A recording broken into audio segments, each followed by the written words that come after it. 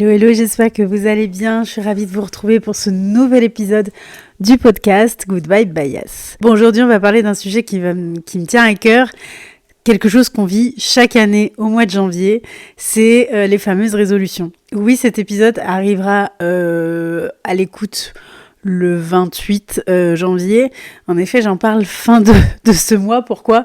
Parce qu'en fait, j'ai envie de vous dire, bon, je sais plus comment je vous parle, mais que c'est pas parce qu'en janvier, t'as pas tenu les objectifs que tu t'étais, on va dire, donné pour ce début d'année, que tout est foutu, déjà d'une.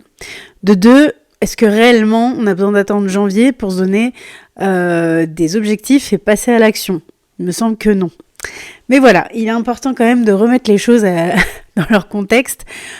Malgré tout, on va dire, ça peut mettre une certaine pression quand même de voir toutes ces personnes qui prennent ces pseudo-bonnes résolutions. J'ai envie de dire, peut-être que c'est plutôt de décider d'enfin faire quelque chose de leur vie. Pardon pour ceux que ça fâche, mais en tout cas, qui se disent, bon, ok, voilà, vas-y, on va y mettre de la clarté dans mes projets, on va passer à l'action, tout ça. Et pourquoi ils attendent début janvier pour faire ça ? Surtout, clairement, on est en plein milieu de l'hiver. Est-ce une réelle bonne idée d'instaurer certaines habitudes ou certaines routines ?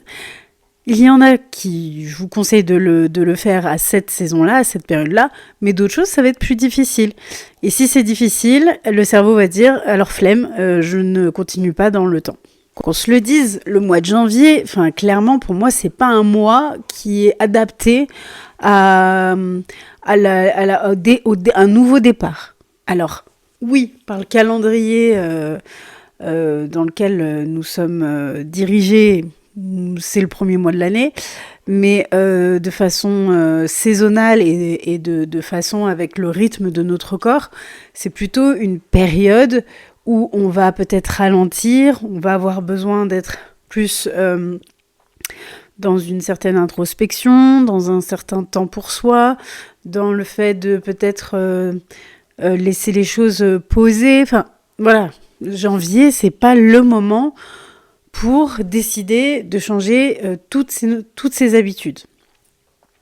Maintenant, en effet, il y a peut-être une façon de voir les choses qui n'est pas liée justement à une date précise, mais plutôt à un rythme à prendre au fur et à mesure de l'année, et pas seulement à une date comme le 1er janvier. L'épisode sera pas très long. Je veux vraiment pas faire quelque chose de très...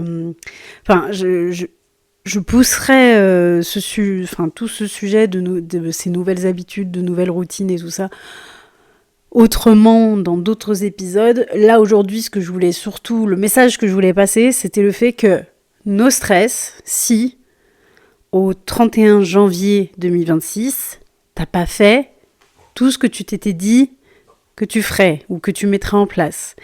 Parce que chi va piano va sano, je crois. Super mon italien.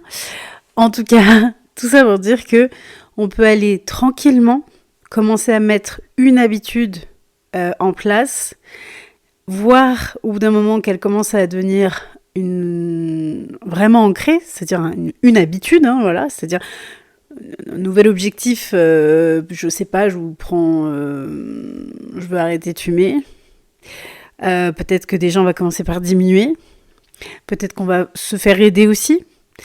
Et puis peut-être qu'il y a des moments ce sera un petit peu plus difficile et c'est totalement normal. Et puis peut-être que d'un coup, en fait, il y a quelque chose qui se passe et ça y est, ça devient une vraie habitude. Une vraie habitude ancrée parce que à la place de fumer, peut-être qu'on a su prendre du temps pour faire autre chose qui nous fait du bien. Donc du coup, on ressent plus le besoin d'aller justement fumer. Alors, j'ai pris cet exemple-là, c'est pas le plus simple. Mais par exemple, si je prends dans mon exemple, depuis début janvier, je reprends le temps, le matin, c'est vraiment ma routine du matin qui compte le plus dans ma journée, parce qu'elle va aussi me permettre d'avoir une journée qui derrière va être beaucoup plus à la fois agréable, mais surtout plus claire et plus productive, parce que j'aurais pris ce temps le matin. Alors déjà, je vous donne cet exemple, mais moi j'avais besoin d'être seule le matin. J'ai besoin d'un temps, en tout cas, un petit peu toute seule.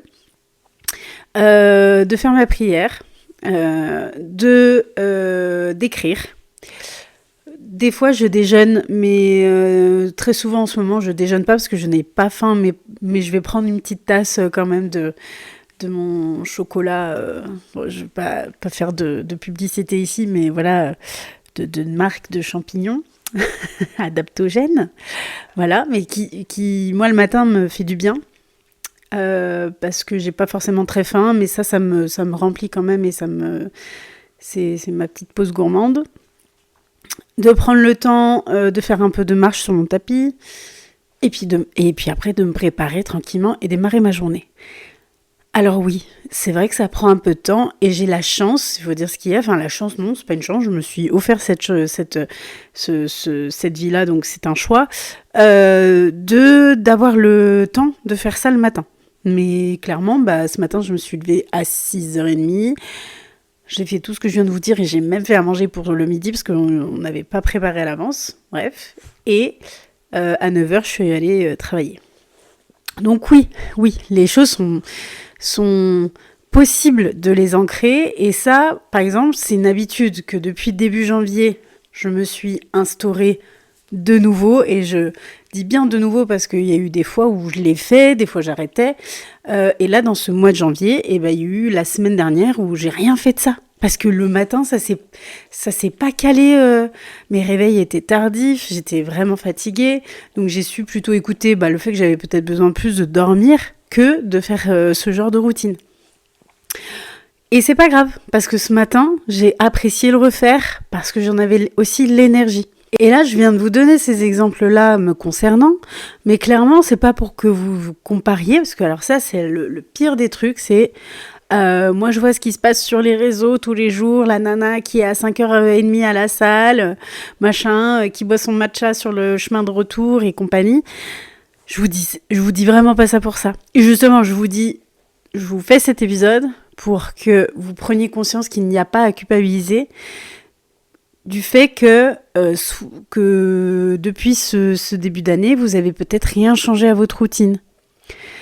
Mais tant que vous en avez conscience que peut-être ce que vous vivez actuellement, les habitudes que vous avez et tout sont pas forcément très bonnes pour vous, et que vous le savez, c'est-à-dire le savoir, c'est la conscience que en effet, il y a certainement des choses à changer.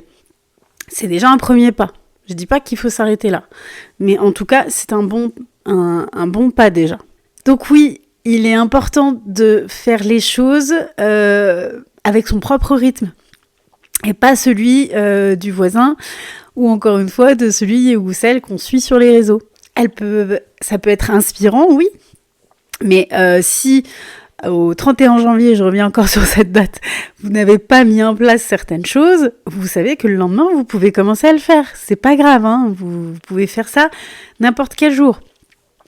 Il y a des personnes qui vont retarder le moment et se dire, allez, lundi prochain, à partir de lundi prochain, je commence à bien manger, à prendre soin de moi, aller faire du sport et tout ça. On est peut-être le jeudi quand la personne dit ça. Dit, allez, jusqu'à la fin de la semaine, je me laisse tranquille. Et lundi, c'est parti mon kiki. Après, vous savez, vous pouvez vous dire ça aussi. Bon, écoute, demain, je commence. Un pas après l'autre. Ok, un pas après l'autre, c'est quoi ? C'est que il peut y avoir un jour où vous dites, ok, aujourd'hui, je fais en tout cas en sorte de mettre ces nouvelles habitudes dans ma vie. Et puis le lendemain, ça se passe pas forcément comme vous l'espériez. Bon, c'est pas grave. Et le surlendemain, on reprend. Il n'y a pas de foutu pour foutu. Ça, c'est vraiment encore une histoire du mental, des stratégies de notre tête, de notre ego pour, encore une fois, ne pas faire quelque chose de différent. En fait, la discipline va être plus intéressante que la motivation. C'est-à-dire que quelqu'un qui va vouloir faire des nouvelles résolutions au 1er janvier, souvent, ça part d'une motivation. Ça part pas d'un besoin d'une vraie envie de se discipliner.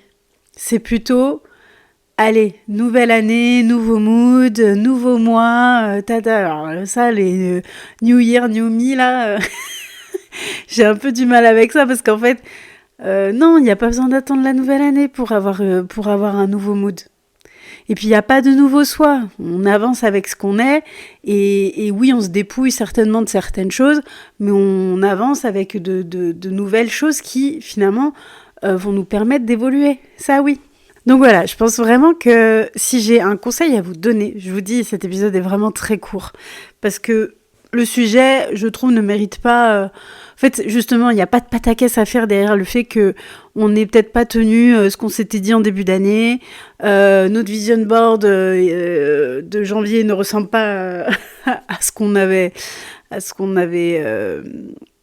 programmé. Enfin bref, bon, peu importe.